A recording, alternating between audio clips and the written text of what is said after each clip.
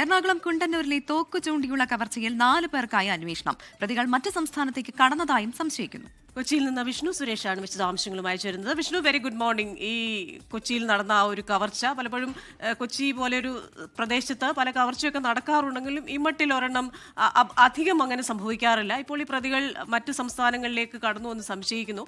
ഏത് രീതിയിലൊരു അന്വേഷണത്തിനാണ് തുടക്കമിടാൻ പോകുന്നത്?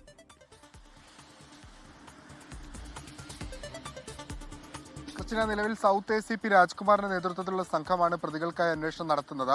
ഇതിലേറ്റവും പ്രധാനപ്പെട്ട കാര്യം FIR-ൽ ഉള്ളത് 6 പ്രതികളാണ്. പക്ഷേ നിലവിൽ 7 പേരെ അറസ്റ്റ് ചെയ്തിട്ടുണ്ട്. ഇനി 4 പേരെ കൂടി കണ്ടെത്താനുണ്ട്. അപ്പോൾ ഈ സംഘം വളരെ വലുതാണെന്നാണ് പോലീസിന്റെ വിലയിരുത്തൽ. ഒപ്പം നേരത്തെ തന്നെ ഉയർന്നു വന്ന സംശയമാണ് കള്ളപ്പണ ഇടപാടുമായി ബന്ധപ്പെട്ടുള്ള ബന്ധം ഈ കവർച്ചയ്ക്ക് പിന്നിലുണ്ടോ എന്ന്. അതും ഏറെക്കുറെ പോലീസ് സ്ഥിരീകരിക്കുന്നുണ്ട്. ഈ പരാതിക്കാരനും ഈ പ്രതികളും തമ്മിൽ നേരത്തെ ഒരു ഹോട്ടലിൽ വെച്ച് സംസാരിക്കുന്നതിന്റെ CCTV ദൃശ്യങ്ങൾ പുറത്തു വന്നിരുന്നു. ഒരു 80 ലക്ഷം രൂപ നൽകി കഴിഞ്ഞാൽ 1 കോടി 10 ലക്ഷം രൂപ തിരികെ ലഭിക്കും എന്നൊരു ഡീലാണ് ഉറപ്പിച്ചിരുന്നത്. പക്ഷേ 80 ലക്ഷം രൂപ ഈ പ്രതികൾക്ക് മുമ്പിൽ എണ്ണിക്കഴിഞ്ഞപ്പോൾ ഇതിൽ 2 പേർ മറ്റു പുറത്തുനിന്ന് 3 പേരെ വിളിച്ചു വരുത്തുകയായിരുന്നു, മുഖംമൂടി ധരിച്ചെത്തി. പിന്നീട് അവർ ഈ 80 ലക്ഷവുമായി കടന്നു കളഞ്ഞു. ഒരുപക്ഷെ ഇങ്ങനത്തെ ഒരു ഡീലായതുകൊണ്ട് തന്നെ പരാതിക്കാരൻ പോലീസിൽ സമീപിക്കില്ല എന്നായിരുന്നു ഈ കവർച്ചാ സംഘം കരുതിയിരുന്നത്. പക്ഷേ ഇത് അക്കൗണ്ടന്റ് മണിയായതുകൊണ്ട് പരാതിക്കാരൻ നേരെ പോലീസിനെ സമീപിക്കുകയായിരുന്നു. അതിലാണ് ഇന്നലെ കഴിഞ്ഞ ദിവസങ്ങളിലായി അറസ്റ്റ് നടന്നത്. ഒരു അഭിഭാഷകനടക്കം 7 പേരാണ് ഇപ്പോൾ റിമാൻഡിലുള്ളത്.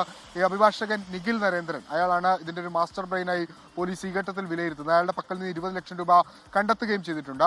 ഒപ്പം പിറവം സ്വദേശിയായ ജോജിയാണ് ഈ പരാതിക്കാരന്റെ ഓഫീസിലേക്ക് എത്തി പണം എണ്ണി തിട്ടപ്പെടുത്തുകയും എല്ലാ കാര്യങ്ങളും പരാതിക്കാരനെ വിശദീകരിച്ച് നൽകുകയൊക്കെ ചെയ്തത്. അതുകൊണ്ട് ജോജിയും ഇതിൽ ഏറ്റവും പ്രധാനപ്പെട്ട പങ്ക് വഹിച്ചിട്ടുള്ള ഒരാളാണ്. ജോജിയും ഇപ്പോൾ ഒളിവിലാണ്.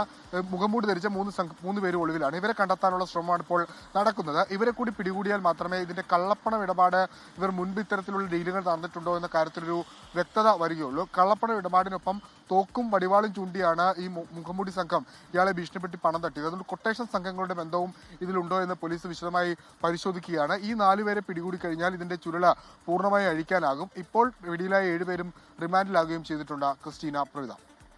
ശരി, വിഷ്ണു സുരേഷാണ് വിശദാംശങ്ങളുമായി കൊച്ചിയിൽ നിന്ന് ചേർന്നത്.